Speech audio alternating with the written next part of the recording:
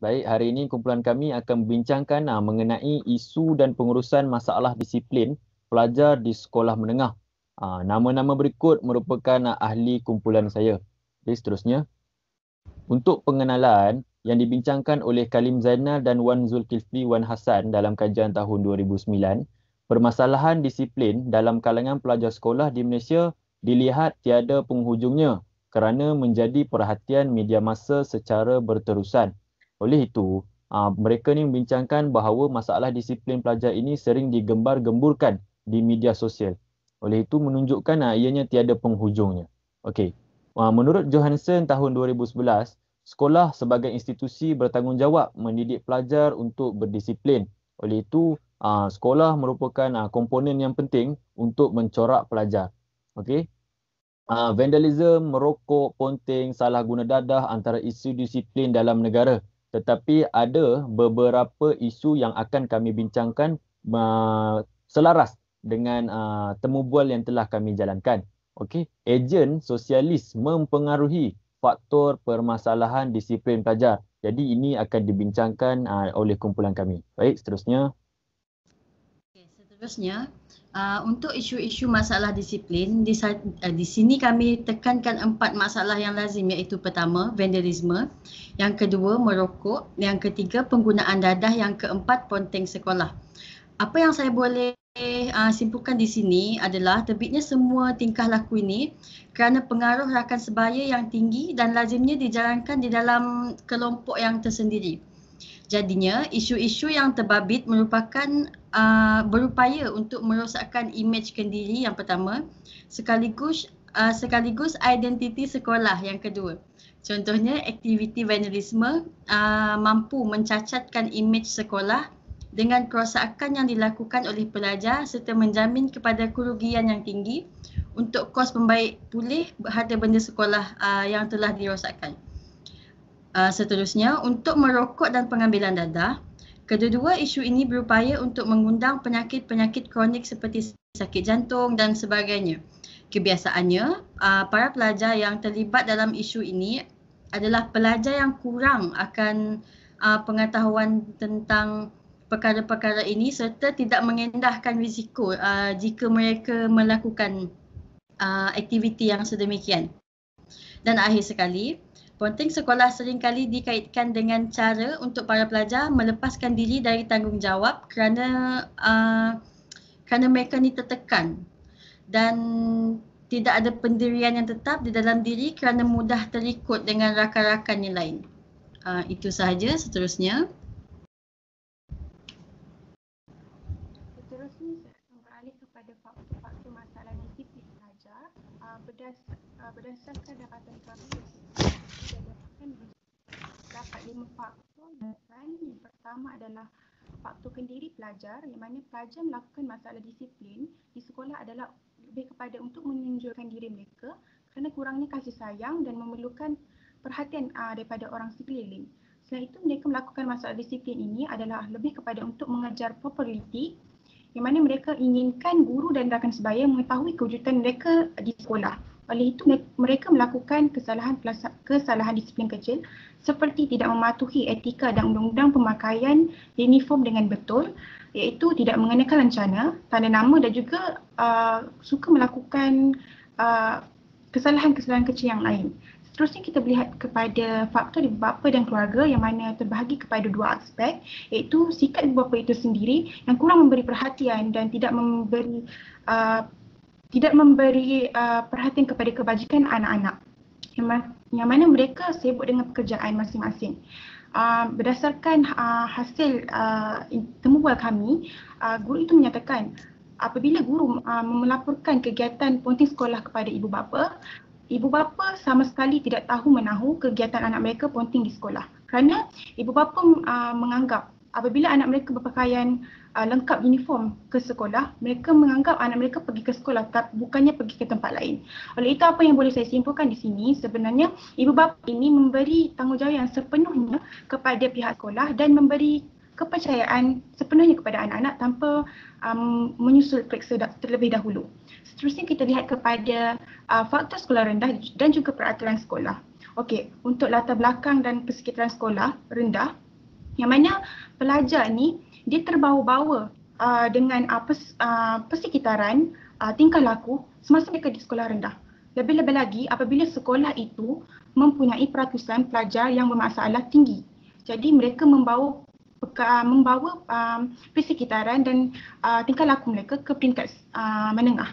Sama ada mereka yang mempengaruhi pelajar lain ataupun mereka berjumpa dengan sekufu mereka yang membuatkan mereka ni lebih bertingkah laku tidak berdisiplin. Seterusnya peraturan sekolah yang ketat menyebabkan pelajar merasa dikongkong dan tidak dapat mengikuti peraturan tersebut. Oleh itu mereka melakukan masalah disiplin seperti ponting sekolah.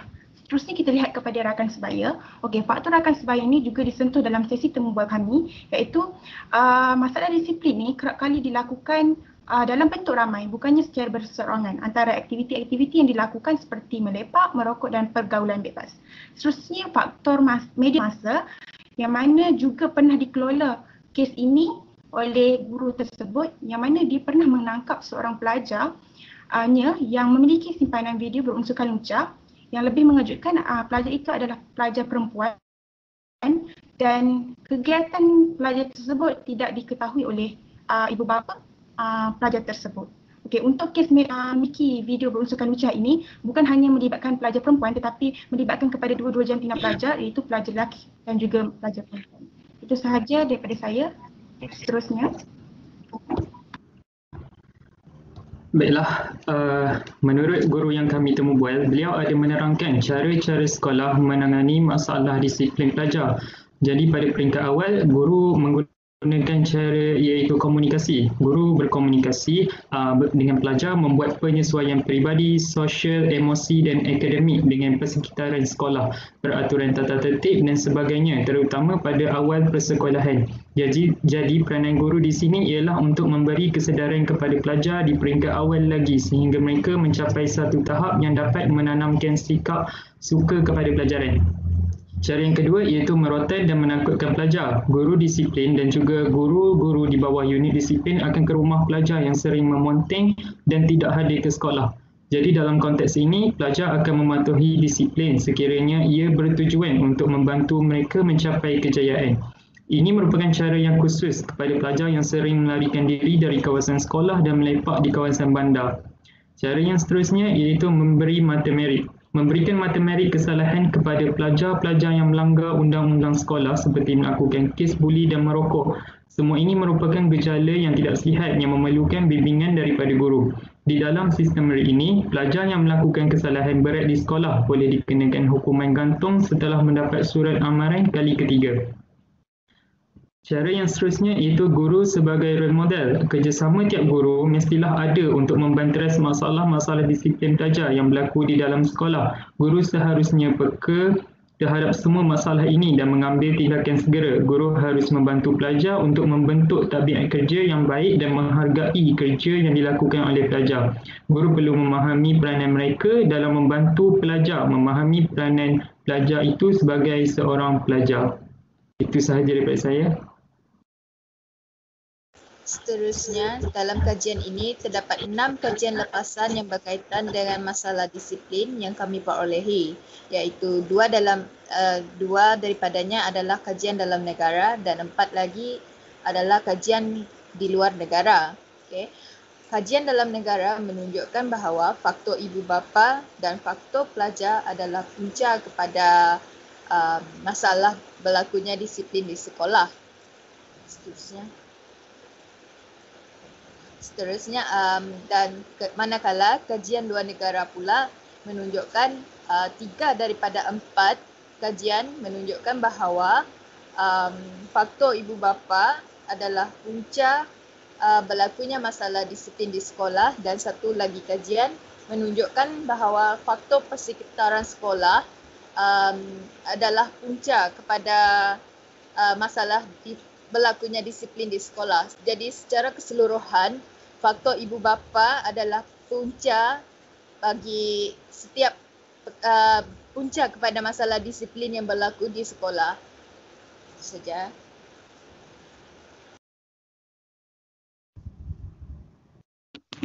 Seterusnya, Ini merupakan pengalaman pelajar bermasalah yang telah kami temu bual. Okey, jenis-jenis masalah disiplin yang telah dilakukan adalah seperti ponteng sekolah, ponteng kelas tambahan, ponteng kelas PDPC, tidak membuat kerja sekolah, berambut panjang, membawa barangan larangan seperti telefon bimbit, tidur di dalam kelas dan juga vandalisme iaitu menconteng tanda sekolah. Seterusnya.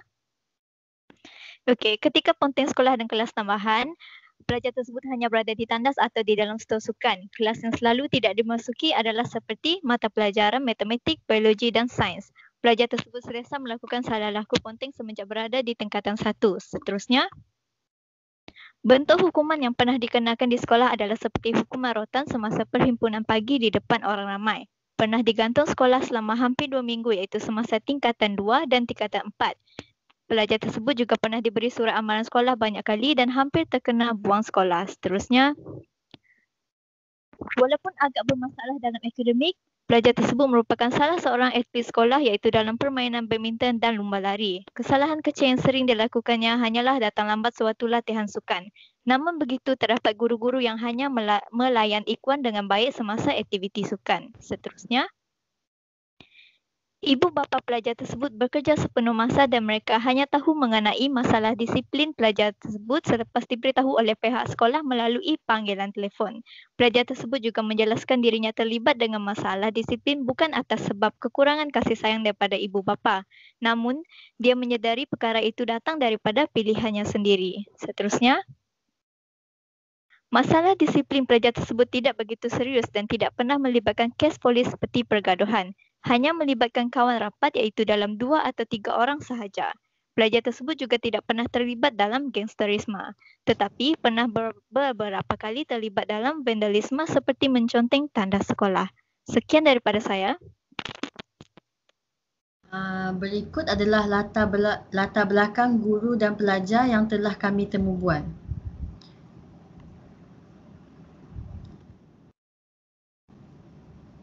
Baik, untuk kesimpulan, disiplin dalam kalangan pelajar sekolah di Malaysia perlu sentiasa dianggap serius. Pengurusan yang baik dari pihak sekolah amat penting, seperti mengikut prosedur operasi standard iaitu SOP yang bersesuaian dan penggunaan sistem sasiah diri murid SSDM dengan lebih berkesan. Ini merupakan sistem yang digunakan dalam merekod masalah disiplin pelajar. Dan juga ejen sosialis utama seperti ibu bapa dan pihak sekolah untuk membentuk para pelajar dengan berkesan tanpa membanding-bandingkan pelajar. Oleh itu, peranan ejen sosialis amat penting dalam menangani masalah disiplin ini. Sekian, itu sahaja daripada kumpulan kami. Terima kasih. Dan ini adalah bukti temu bual bersama pelajar dan guru.